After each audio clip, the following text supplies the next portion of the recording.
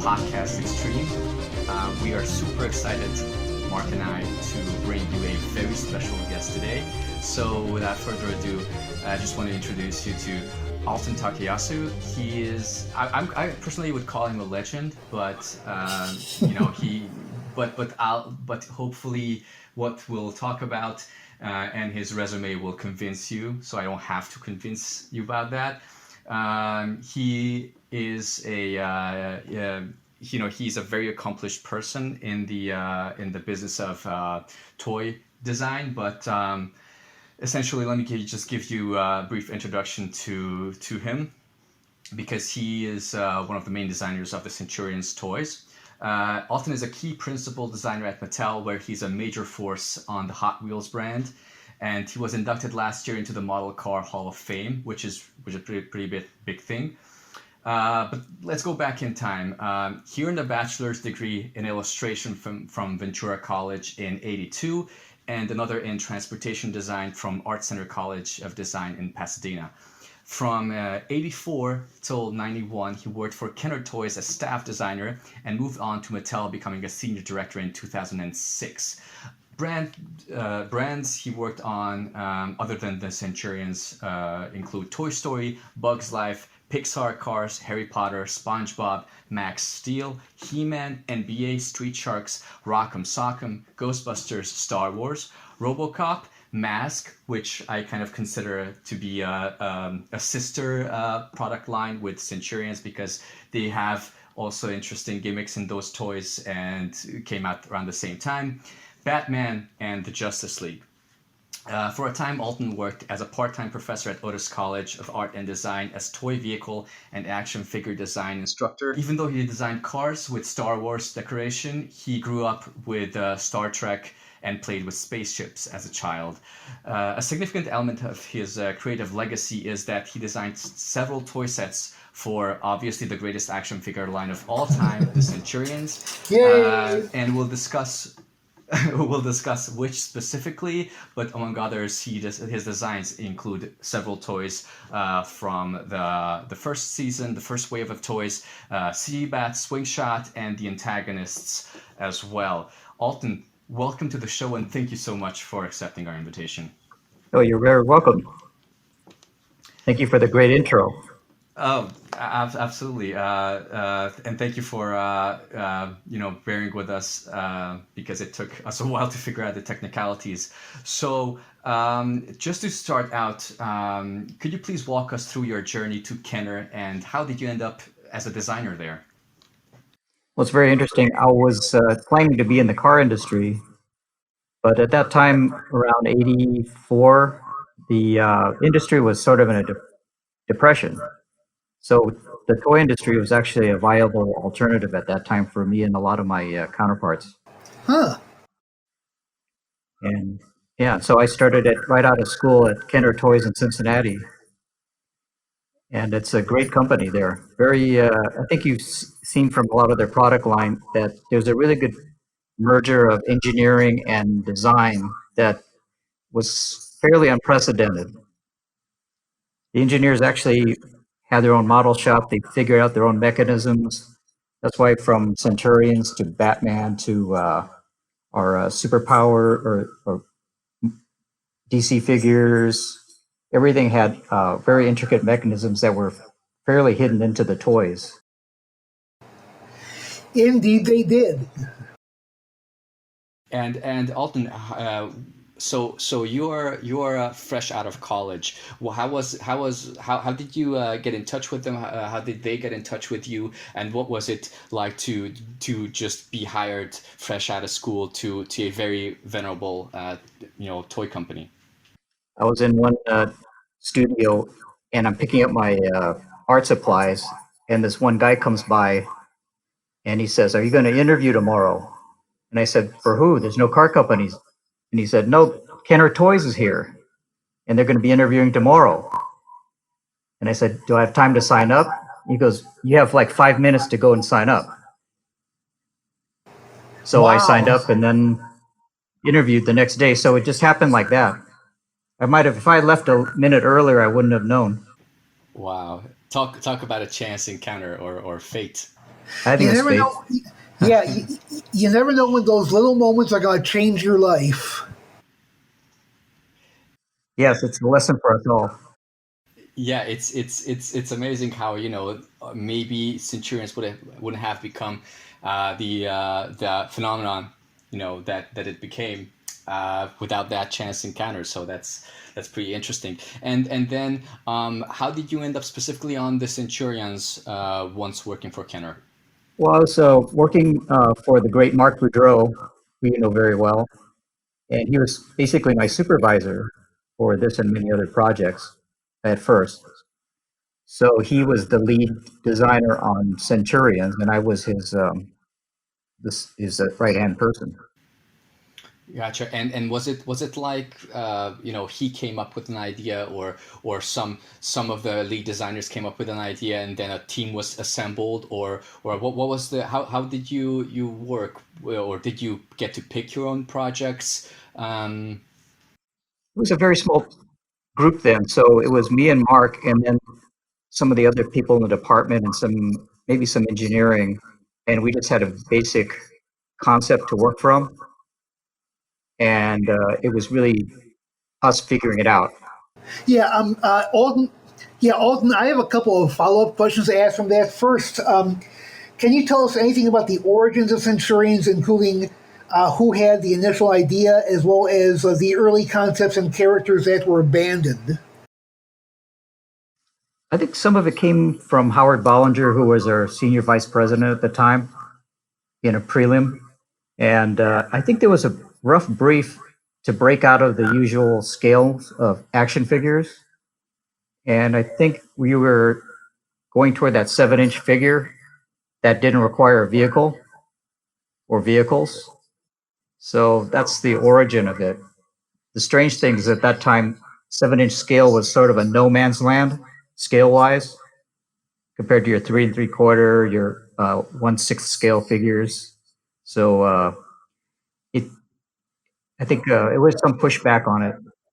You did have But Thundercats doing pretty well on that scale for a while.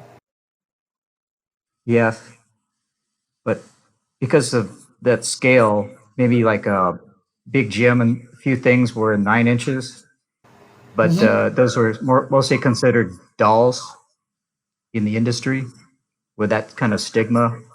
So it was a little bit groundbreaking. Yeah, Sorry, Mark. One thing I wanted to ask is that so basically this scale of a figure, you mentioned it was kind of groundbreaking, and it steered away from the GI Joe scale. Um, I assume that partially that was because of the the extra cost of the figure that would translate to the consumer. Were there other concerns why people didn't really go for this size, and what were your thoughts back then about it? Yeah, I think again, the main thing was that doll ish stigma at that scale. And also, Kenner had a lot of different scales. Like we were already in the Star Wars scale, obviously. And then with Mask, we had that 2-inch scale, 2.5-inch scale, which was another uh, pretty new scale to work with 1/24th scale vehicles. So that dictated that. yes, and then there were a lot of lines that were around 5 inches, like Real Ghostbusters, and then there was Chuck Norris Karate Commandos, which was 6 inches. Yep. And Silverhawks, which I worked on, which was what, 5 inches or so. Yes. Interesting. And Alton, could you please give us a breakdown of the design team and what the chain of command was, and who were your teammates and superiors? Okay, to my best of my recollection, we were on one floor, the 11th floor of the Kroger building in downtown Cincinnati. And Mattel had several floors in that building. And so we were the prelim group run by a vice president. And then there was a vice president and a director, and then about 10 designers slash model makers. It was a lot of hybrids back then because, again, our team was so small. So we were really ragtag engineering, sculpting, kit bashers, sci-fi geeks, uh, military fans. So that's the melting pot that a lot of the Kenner toys came from at that time. And we also had a girls division that was doing strawberry shortcake and a lot of plush. As the Care Bears eventually, yes. Yeah, Alton, do you remember any Yes. of the other people who were there? Because you've mentioned Mark Boudreau. I've heard in passing the name Bill Lemon might have worked on Centurions. Bill, maybe Lemon. after, or as an engineer. Well, I've heard it mentioned that somebody thinks that he worked on Fathom Fan, which is one of the unreleased toys from the second year, because it was sculpted from a material he liked to use. So that is just Okay. supposition So that was on the big, somebody's part. Yeah. that was the big swamp boat. Yeah, Yeah. Yeah, exactly. that is Fathom Fan. Yes. Yeah, and Uh-huh. Alton, sorry, you just to clarify, you mentioned the prelim team. Mhm. What was the concept behind the team, or what was the purpose of the team? We were a lot of the blue sky toys, and then we would do a lot of the concepting first and then hand it over to the design engineering team on 12. So basically, you were more like so you were basically at the helm, creating the new concepts, the new ideas, and basically the people who came up with the ideas first and then passed it on. Yes, also if we're pitching for a license like Ghostbusters, we would be the team doing the pitching. Oh, that's really cool. So now, could we go on to which toys specifically you designed? Any thoughts that you had about them, and what the inspiration was maybe for the different designs? Yes, I kind of carved out the Max Ray Oceans part for myself, and Mark Boudreau was total aerospace, so he was, of course, wanted to do a lot of that. And then we sort of split a little bit on some of the Jake Rockwell stuff, and I think I ended up doing quite a bit of the bad guys. Yeah.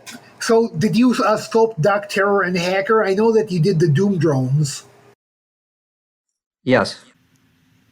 Wow. So basically, just to so we understand better, you created the concepts, the visual concepts that became the toys, which then translated to the cartoons, right? So you basically, the what we see in the figures and what we see on the cartoons, that was you creating that those are your concepts coming to life, right? Yes, except for maybe the ancillary characters. You mean like Crystal Kane Um, and her pets? but for most, we created the core characters. Yeah. Pardon? Yeah. So yeah, I said like Crystal Kane. That probably came from Ruby Spears, for example. Yes. Did you come up with the concepts of the characters that never received toys, like Crystal Kane? I don't know if there was actually a toy concept for Crystal, or Shadow, or the cartoon only characters were exclusively Ruby Spears. I don't think we actually had time to come up with those kind of things because we were already moving on to second wave and other projects. So I think we were more than happy to let other people work those things out. Mm-mm-mm-mm.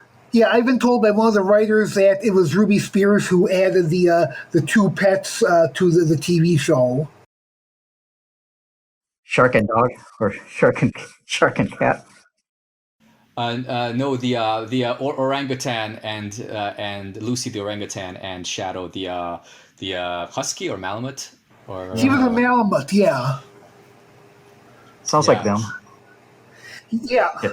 Yeah, from what Michael Reeves, one of the writers, told me, Joe Ruby wanted Shadow in the series because, like, he liked dogs, and Ruby Spears had a dog in every series, and he wanted Lucy in there because of Every Which Way But Loose, the Clint Eastwood movie where he paddled Oh. around with an orangutan. Yeah, I guess if it was today, it would be a sloth. Yeah. I guess so, yeah. So Just to be mindful of the time, and again, I'm sorry, I'm the chaotic member of this duo with Mark, and Mark is the orderly person. There's one question that I need to ask you as a toy designer who had such an influential role on the series. As fans, we sometimes joke around with who are the favorites and who received how many toys. So you mentioned that if, from the toy designer perspective, you took on you claimed the aquatic vehicles, and the other gentleman you mentioned, he liked the aerospace design, so he took Ace's weapons. So how come then? So apparently Jake was kind of like split. Why did he get more weapon systems, and how come he, for example, got a helicopter, in Hornet, which kind of to some fans are is like treading on Ace's territory. I guess because we had to give him some mobility. Like detonator is like one of the quintessential items of that line, right? Like when you Absolutely. think of the concept, Absolutely. I have to admit that image of detonator with Jake Rockwell in it on the package says the concept right there. Whereas the Aces stuff, it says, "Oh, it's a guy with wings," and then the other one is like, "Oh, it's a guy with scuba stuff." But I think that was the concept right there, that big heavy stuff. But he needed a little more mobility, and I think that was the rationale for giving him like an attack helicopter. And Ace was kind of up in space too, so he was air and space. So was there a reason that he received in the first wave four toys as opposed to the three for the other guys? I think the general feeling was that he was the core of the concept. I did get to work on Swing Shot. That was one of mine. Wow, that's really good. I actually am looking at it right now on my shelf, and it's so cool because I have Swing Shot and Seabat next to each other. So, and I know you worked on them, so that's pretty amazing. Yeah, Alton, could you share whether you had any specific like inspiration for and which specific toys you designed, and what your thoughts were about those toys? Well, you guys might appreciate this, but what's Jake's big, Max Ray's big, his big sub with the two missiles, Depth charger. Depth Charger, which was my name. But that was actually inspired by the classic GI Joe submarine, whereas Huh. Oh, he sort of wore the bubble on his head, and that was wow. really a nod to him, to that toy. And a lot of Max Ray's stuff was all inspired by Voyage to the Bottom of the Sea, flying sub, Oh yeah. and that whole manta ray look, and even the coloring sort of. It was the flying subs were a really nice piece of industrial design that I always admired. Mm-mm. Yeah, there's a level of, and I might be biased, I am biased, but there's a level of, there, like, you can really feel the craft and the refined design, that it's not thrown together like some of today's toys. And I'm a current Transformers collector as well, so I can totally value that. What was the, again, being a Jake fanboy, what was the concept behind Swing Shot, which was less straightforward compared to Max's submarine archetype? Yeah, it was looked like a lighter, faster armor compared to some of the heavier stuff. Wow. And when it comes to the antagonists, definitely Doctor and Hacker, they look very original because one side is almost this heavy duty industrial robot, and the other side is, of course, the human part. What were your thoughts creating those, and what were your aims with those designs? Well, I think it's a classic good versus bad thing where the good, whatever is good, uh, that's unique. The bad guys sort of have it, but they don't quite, and it's a little more crude. So the Centurions don't have to cut themselves in half and have stuff drilled into them like Hacker and Dr. Terror did. So they're always a little bit bitter about that. And were there plans on any additional antagonists? We know about the Cyber Shark and they had their specific names of the Shark and the Panther. But were there any other humanoid? The Cybervores. Thank you. Humanoid antagonists planned, or were you discussing any? Not at that time. But we did come up with that idea of the Sky Vault when we were discussing animation, because it's very clunky to have a scene where they put stuff on. Yes. And that's why it's pretty cool to see in Iron Man, they have basically he was doing Centurions. He had all these parts flying in and snapping onto him, exoframe style. And they even came from a pod from space, like Skyvault. So when I saw that, I was pretty amused that it is actually a pretty good solution to the same type of problem, is that transitional thing of putting the stuff on. So sorry, you're saying that that the Iron Man concept was inspired, or you later, when you saw the cartoons, you saw the similarities, or I'm not what do you saying that it was directly inspired, but I think it's the same solution to that problem of transitionally armoring somebody up without having to have a long drawn out scene. Because if Iron Man, the first one where he suits up is classic, but then after that they had to really shortcut it or do it differently. Huh, that's really interesting. Yeah, now that you mention it, yes. Yeah. Yeah, when the cartoon came out, did you watch it, or did you regularly tune into it? And how was it seeing your ideas come to life and become full-fledged characters on the screen? Well, I think you always have some criticism about how things were handled because they'd have a budget themselves.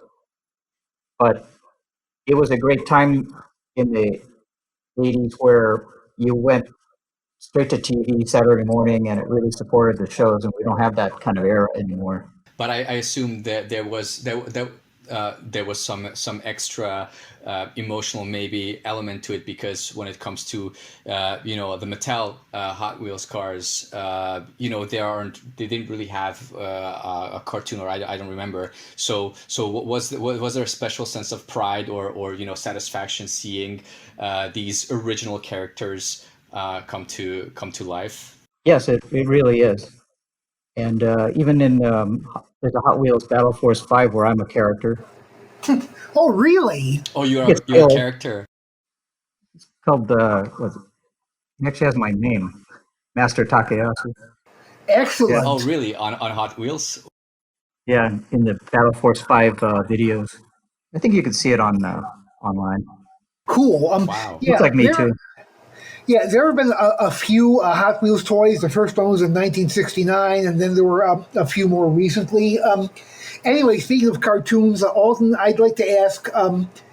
Now, I used to know the late Ted Peterson, who was the story editor of the Centurions cartoon, and the story he told me was that Kenner went to Ruby Spears with the Centurions concept, and they had their own similar idea called super suits, and so the way they worked things out was that Kenner had the copyright to the toys, while Ruby Spears had the copyright to the other merchandise, like the comic books and coloring books and so on.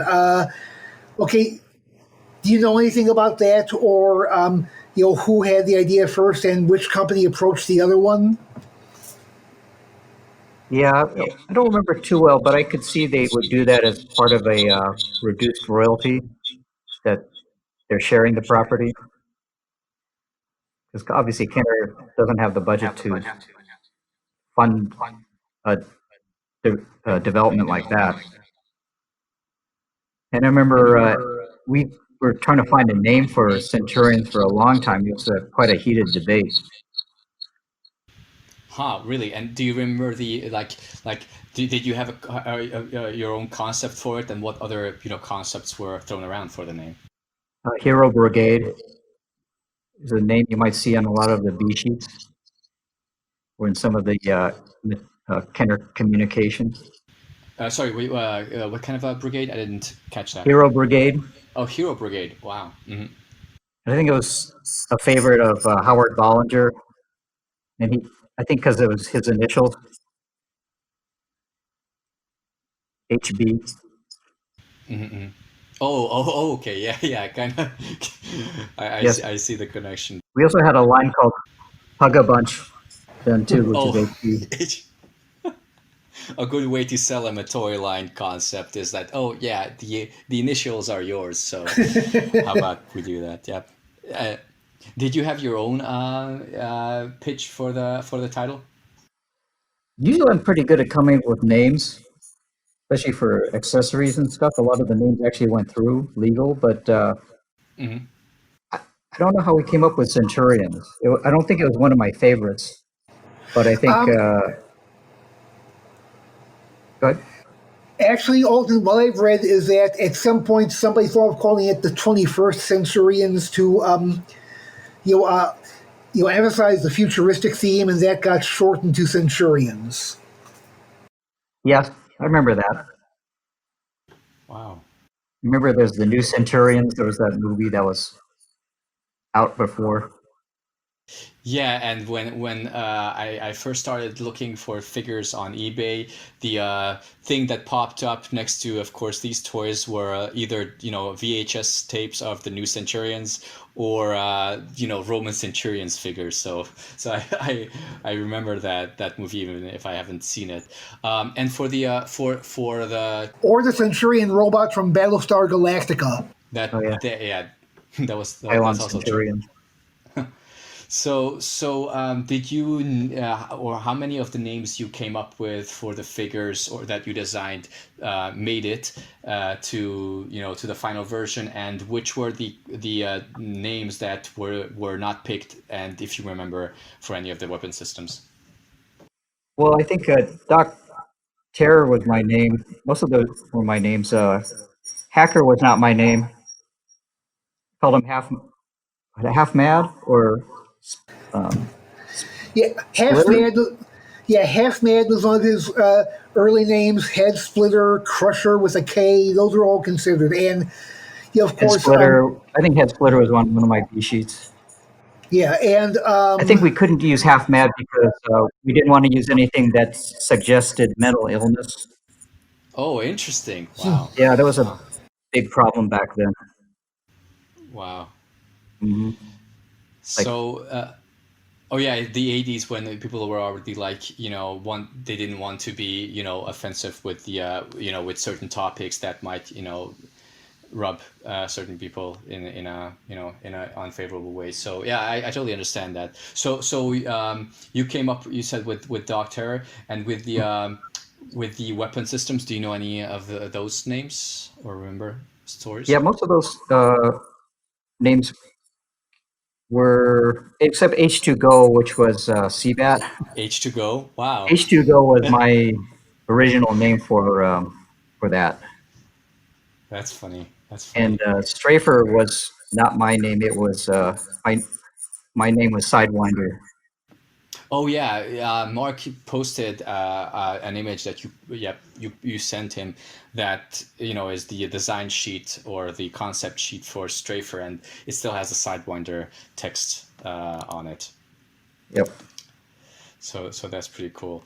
And since I'm jumping between the questions now, but Alton, since we spoke about the CBAT and swing shot, do you remember before of course that line was canceled, and we'll talk about that shortly. But do you remember anything about the concept toys and which ones were your designs? Maybe we had some of those toys that were able to skyscaler that were able to climb a wall supposedly vertically. There were some small budget weapon systems that actually connected to the season 1 basic weapon systems as like add-ons.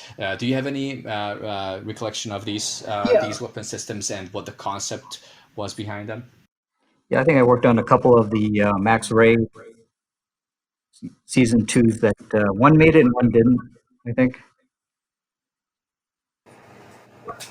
Well, I know Seabat came out, and let's see, his auxiliary weapon system would have been Aqua Blazer, while Jake had Land Laser and Ace had Aerosol. Yeah, and some of those might have come from the actual engineering design group after us. The names or even some of the concepts? Some of the concepts, or Mark and I might have done a rough concept on some of those. Did your priorities or your assignments change from season 1 to season 2? Because you said that you designed mostly the season 1 things. Did they shift priorities between members, or they assign you to other projects instead? What was the reason for the change? We're such a small team that we're working on a lot of things simultaneously, and so it was always good to get it sent over to the other teams. Oh, gotcha. Yeah, I think we're at that time. Oh yeah, Kenner. Go ahead. I was gonna say, oh yeah, Kenner was one of the major action figure companies of that time, and they always had a lot of stuff going on. And I was working on Ghostbusters almost exclusively, and then we all pitched on Mask. Everybody was working on Mask, so it's whatever came up is very frantic. And it's really interesting that Kenner worked with such a small team, as you mentioned, as opposed to you would expect this major toy designer and toy manufacturer to work with a big room, a hall full of designers. And apparently that was not the case. That you guys were this small team of geniuses who came up with all these different designs. Yes, and it was a fun time because a lot of the designs would go through, and a lot of the names would go through. So it was a very unique period. A lot of stuff was not overthought. Like that, I know there's a lot of criticisms about some of the Centurion stuff where it doesn't work perfectly with this set, or why does he have this when he has this, and why does he need this, and what does this piece of plastic do? So you can't figure out everything perfectly on the system like that. Yeah, if I could ask about that, Alton. Okay, you remember the Power Pack, right? That the little mechanical gizmo that was meant to give automatic motion to the assault weapon systems. Now, from my personal experience, it did not work with the Skybolt's turbine backpack, a Hornet's helicopter backpack, or either half of Zep's charger. Now, I assume that Power Pack was designed after those items, and I have also been told that if the line had continued, the mechanisms of those items would have been redesigned to be compatible with Power Pack. So, what do you know about that? Yeah, I don't even remember working on Power Pack, but I guess there was that rationale that if it didn't fit on anything, it functioned as a standalone Doom drone defense system or something crazy like that. Yeah. Yeah. It said that in the advertising, yes.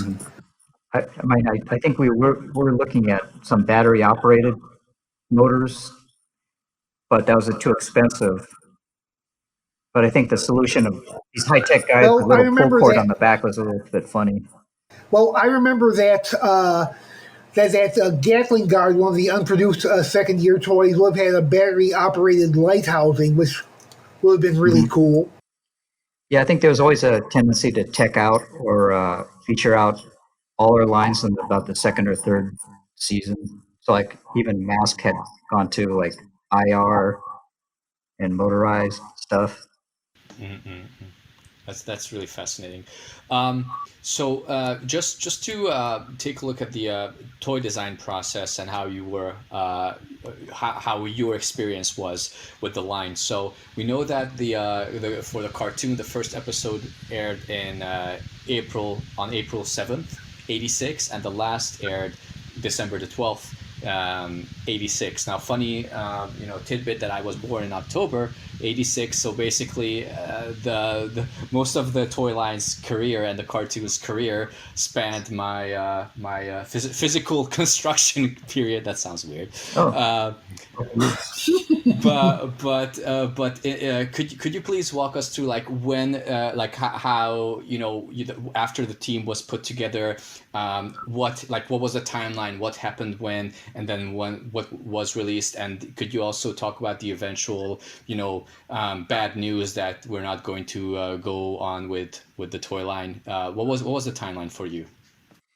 well, so we must have been starting somewhere in 80. I'm looking back at some of the dates here. 85 was where a lot of the B sheets were created. And you see that a lot of them were created in a very short time. 84, actually. Oh. Yeah, I think a lot of the initial design work was done in 84. So between the production 2 years and the release and the design and the release, 2 years have passed essentially. Yeah, it's very engineering intensive. So the engineers spent a lot of time on the connecting points and the articulation and the clutching. I think they engineered it pretty well, or in some cases over-engineered it. Over-engineered, like for example, which part do you think was over-engineered? Some of the insert snap things are pretty hard to pull out. Oh. There's no friction fit. They wouldn't allow friction fit because stuff would have fallen out like a lot of other toys. So I think it's better to err that way. And I'm playing with some of the toys right now. They are pretty solid toys. You mean that you have some Oh, yeah. Centurions toys over Yes. there with you? Oh, that's Yeah. interesting.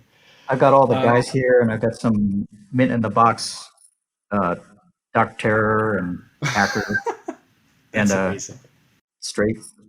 Hang on to them. They're worth money. And I got more stuff in my garage somewhere too. Imagine. By the way, this was actually Mark's question, but I'm going to be a bad guy and steal it from him. How does it feel to that some like basically the most sought after and the most expensive toys of the line, basically Swing Shot, Seabat, and even as far as I know, Traumatizer are the most expensive in the line, costing anywhere from $300 to $400 each, and not even mint in the box. How does that make you feel as a designer? Yeah, well, Traumatizer is kind of funny because I like the design of it, but I guess it got shorted somehow, so it's rare. Well, it was a Sears exclusive. That's why it got Okay. shorted. It's like obviously Strafer is cool, but Traumatizer's got a big missile on it. Back then, big missiles sold. Did that change? Because we also thought that some in like polls on the in the group that you're also a member of, people tended to, as their favorites, vote on toys with big missiles. That's like I don't know, that's like a true for I think most boys, that they like really these spring-loaded guns. Did that change since you referred to it in the past tense? Back then, that was the mantra, is to have brightly colored missiles for your commercial, for your packaging, and for the consumer. But now you look at a lot of toys, like Batman became a lot more collector, so the features are more visible and not as operable, because sometimes they never come out of the package. So they're more display looking. So I think that trend kind of went away. So why waste the money on. especially with costs. I think they were just happy to spend more of it on deco variations than a lot of hidden features. Oh, gotcha. That Yeah. actually makes a lot of sense. Mhm. And Alton, how did the news of, well, apparently you were not continuing with the Centurions and some of your designs won't even, see the light of day. How did that come to the team, and how did it affect you, or how did you feel about it personally? Could you repeat that? So when they announced that the Centurions won't continue as a toy line, how did they break the news to the team? Were there any signs beforehand? And you personally, how did you experience? What was your experience? How did you feel about the cancellation? I don't remember being very broken up about it, but I think a lot of our lines had a very short um, lifespan. And plus, you're also already on something else. So it's kind of old history. Mhm. Like right after that, I'm jumping on Ghostbusters, which is taking up my time, among some Mhm. other things. So yeah, it's like you can't to get too attached to a lot of the stuff. And at that time, Kenner had this knack of always landing a great license every once in a while, and then it'd really make a lot of money for the company. So everyone has it's all hands on when something like that comes in, right? Oh, gotcha. Compared to a yeah, compared to a homegrown entity like Centurions. So what you're saying is that there was a preference and a priority for IP licensed Yep. toys like Ghostbusters and Batman, and the in-house designs weren't in the focus that much and didn't survive for that many Right. that many years Plus, as well. yeah. Plus, you have to understand we're all presenting in the prelim side, so we're showing concepts and toys all the time, not just lines, but individual toys, standalone toys, and a lot of them don't go. But you get used to that. You just have to take a lot of shots. But you get pretty Mhm. tough, and you don't get too attached and you don't take rejection that badly. So that's why Kenner was such a great learning lab for me because you just work on so much stuff, and you work on more failures than most people have successes. Mhm. It's interesting. It Yeah, and I guess Go ahead. yeah, I guess it's that way in the toy industry. So you have to develop a thick skin. But I got to tell you, from a fan perspective, if any of Kenner's in-house lines have the potential to go on for years the way that Transformers did or Mass did, it would be Centurions. And we're just sorry that it didn't turn out that Yeah, it's way. ahead of its time, perhaps, and it was the odd scale, and we really tried to make something that didn't require big play sets and vehicles, and really break out of that mold. And I think our solution was pretty good. I mean, you guys could. I'd like to hear your opinions. Like, should it have been a little bigger? Should it have been a little smaller? Like, what could have made it better? Or especially looking toward any kind of bringing it back. It's really interesting because this is our fifth episode. So uh, we've in the past weeks we've had polls, and we had a lot of discussions, because now I don't know if it probably, for a toy designer or like a toy company, it's not a big number, but we just hit like, I think, 1,100 members in the group, and people are really active. So there's a lot of Yeah, sharing of of perspectives. And there was also talk about, like, how would these toys be rebooted? How should they be rebooted? And I think I'm speaking for the majority when I say that I think the scale is awesome.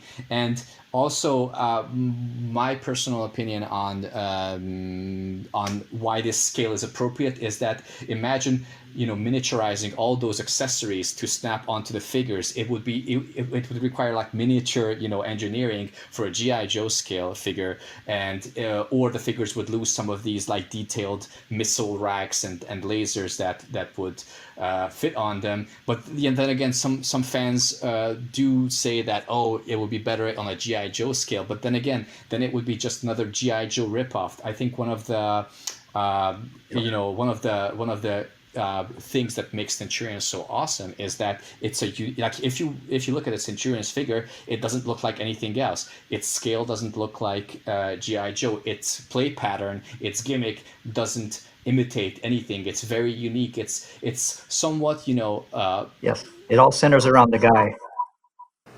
It does, yes. And, you know, Centurions might actually have a better chance now because, yeah, back then the 7-inch scale was, yeah, not used that often. Although, as I said, Thundercats did well with it. But now, 6, 7-inch figures are, all the rage with the collectors, and you have stuff like Hasbro getting ready to bring out GI Joe in 6-inch figures. So yeah, maybe Centurions would have a better Yeah, chance. when you look also historically, like after Centurions, you have uh, rescue heroes, which are sort of like them, chunky guys in your hand and put stuff on.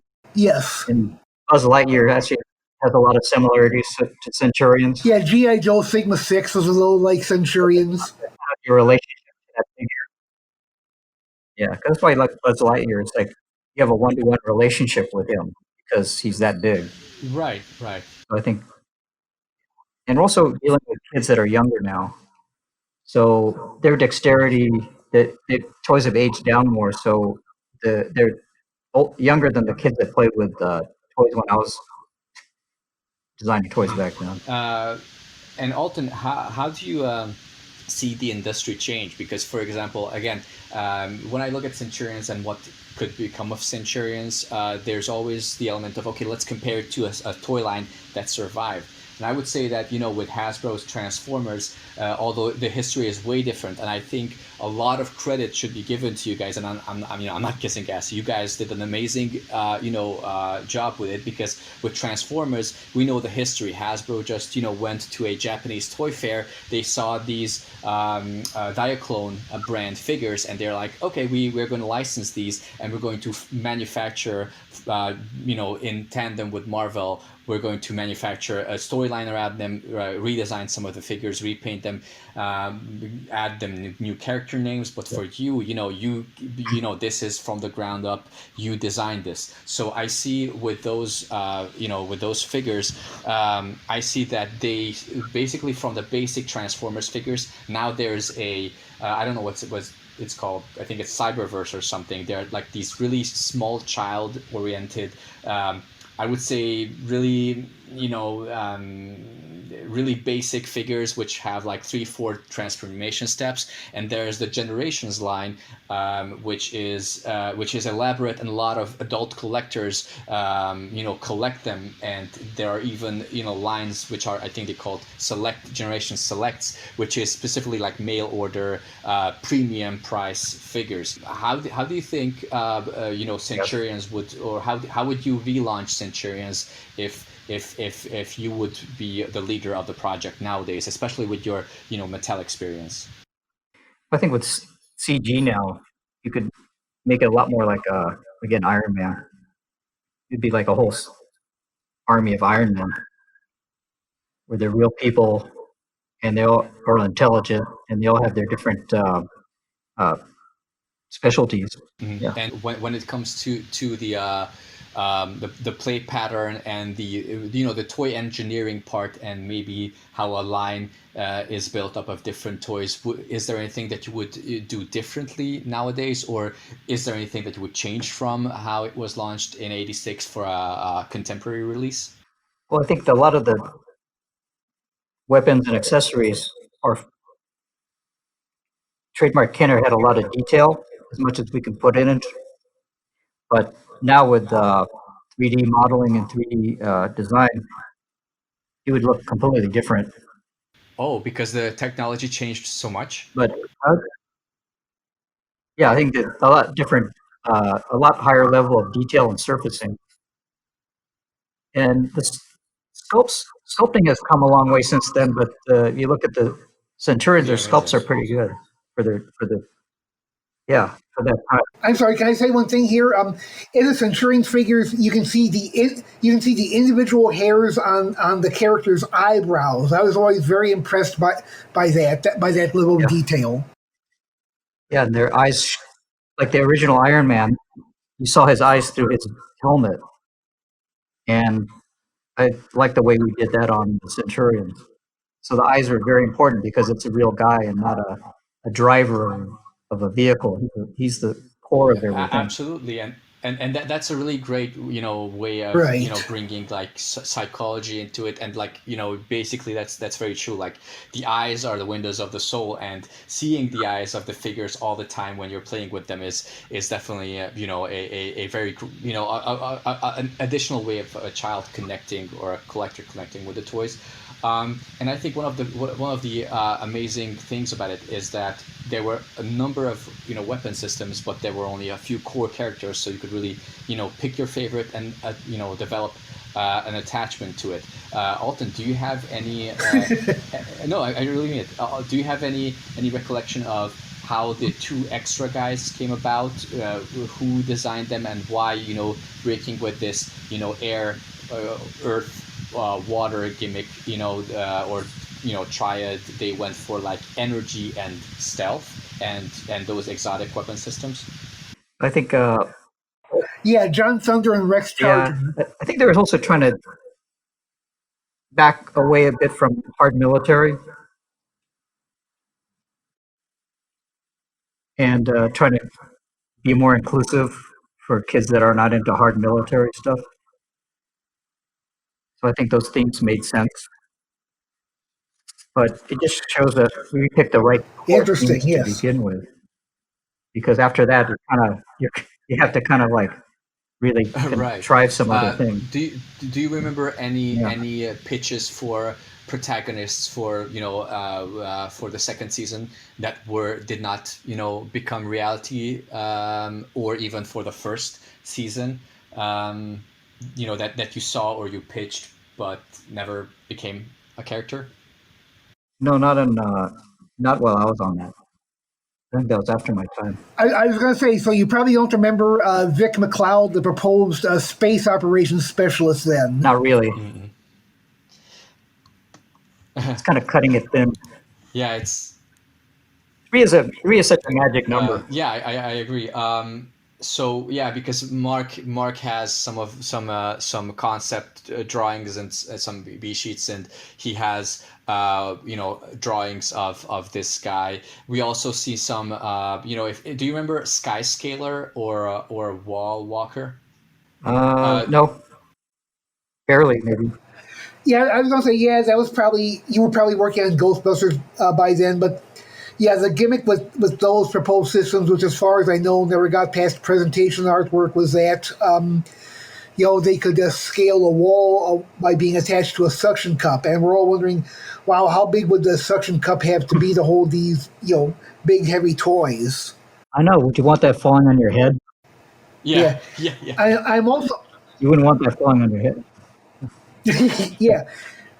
I'm also wondering if those toys had anything to do with the Sky Commanders concept. Oh, we were working on Sky Commanders too. It's mostly Ham Woodhouse's project, so I was jumping in on that. I think we all had a hand on it. Okay. So there's a chance that that concept was moved onto Sky Commanders, especially because those figures were smaller, so the suction cup system wouldn't be under such a stress Yeah, because of the I think we were uh, looking for mechanisms that were looking for a home for, and it kind of worked better for Sky Commanders, who's more driven by innovation in that way. Oh, wow, that's interesting. Yeah. And also, they were small guys, so the idea was that there was peril, so that you're putting these guys up and hooking them on things, but it's a long way for them to fall. So when you got a small figure like that, a couch becomes a mountain, you know, a tree becomes like a Mount Everest. So that worked for that scale. the whole psychology of that line. And that really makes a lot of sense because, and we discussed, I think, this last week, that these guys and the Centurions could teleport. So why would you walk up a flat surface like a wall if you could just beam into the building or beam over the wall? It didn't really fit maybe the concept as Yeah, it well. doesn't really lend itself to direct conflict with like Dr. Terror, more of a Right. passive activity. Alton, do you remember the final days of Kenner and what could have happened to the prototypes, or where the prototypes ended up? Because as opposed to toy design nowadays, where sometimes the physical model isn't even completed, just the computer model. Then for the catalogs, you have to have the physical models. So that's why we know that even for the season 2 toys, all of them have at least one prototype that exists somewhere in the world. We heard stories that when Hasbro bought Kenner and the office was closed, some of these toys and concept drawings even were just ditched in the trash. Do you know? Can you tell us about the final days of Kenner and what could have happened to the Centurions prototypes?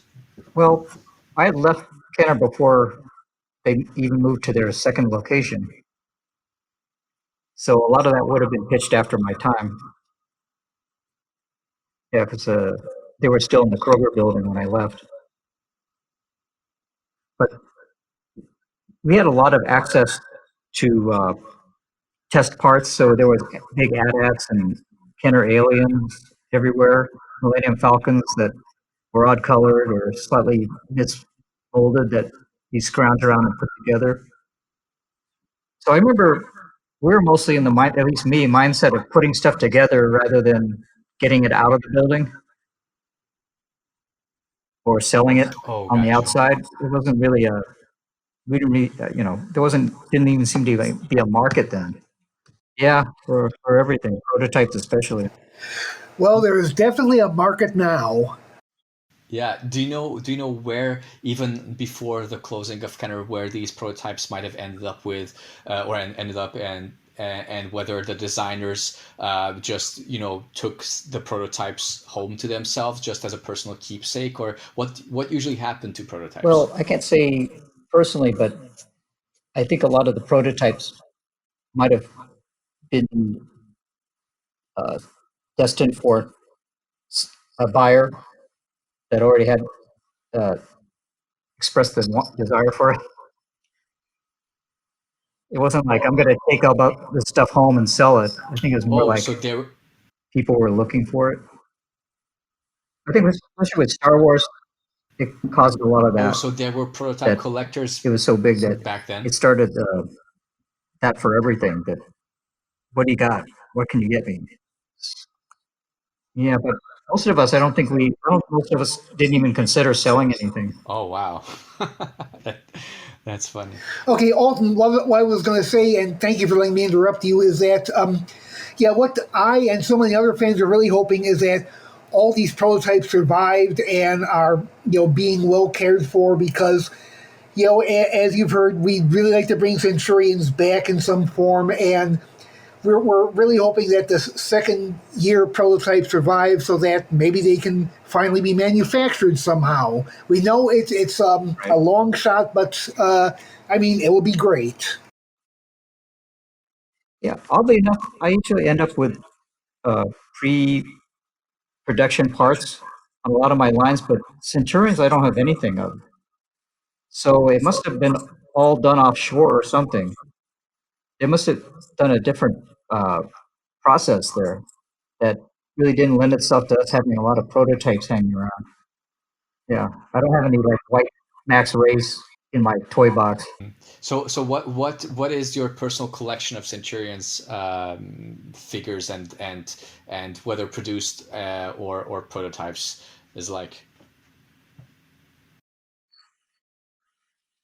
Yeah, I think pretty much have one of everything I made, Awesome. especially the ones I did. Yeah, and they're in fairly good shape. They've been moved around a lot, but it, they're in good shape in the box. Oh, Oh, you're a lucky man. Yeah. Okay. Alden, are some questions I would like to ask you about the Toy Fair experience. Now, did you ever go to Toy Fair? Yes. Okay. Now, I have been told that Centurions, at least for the first year, had a really elaborate set. Do you remember anything about that?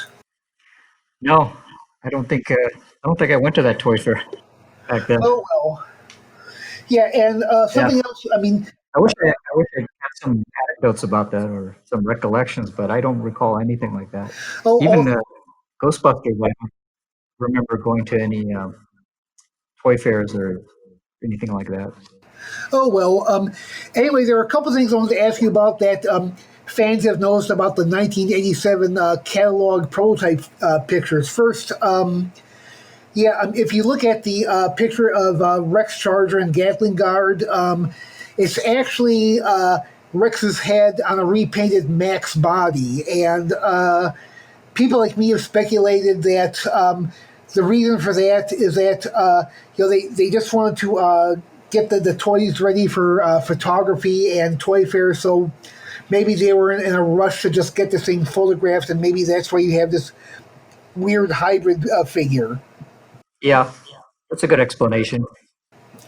And also, if you look at the prototype pictures of John Thunder in his box, the figure has this weird elongated neck, and so we're just wondering maybe there wasn't time to fully assemble the thing before photographing it, or what could be the story there? Yeah, or the original sculpt was had a neck with it because the Centurions didn't have necks as part of their sculpt. The neck is sort of like trapped by the head. So maybe this prelim sculpt had neck on it, as some sculptors would do. So they probably cut the neck at a certain point, and then when you put it on the existing neck on the body, you get the super long neck. Oh wow, that's funny. Now a decade-long mystery has been solved. That's really amazing. Well, it seems like that's how things would happen back then. Hey guys, thank you for joining us this week. Bad news, we're out of time. Good news, we have about an hour's worth of content with Alton for next week. So please join us then, and we'll finish the interview.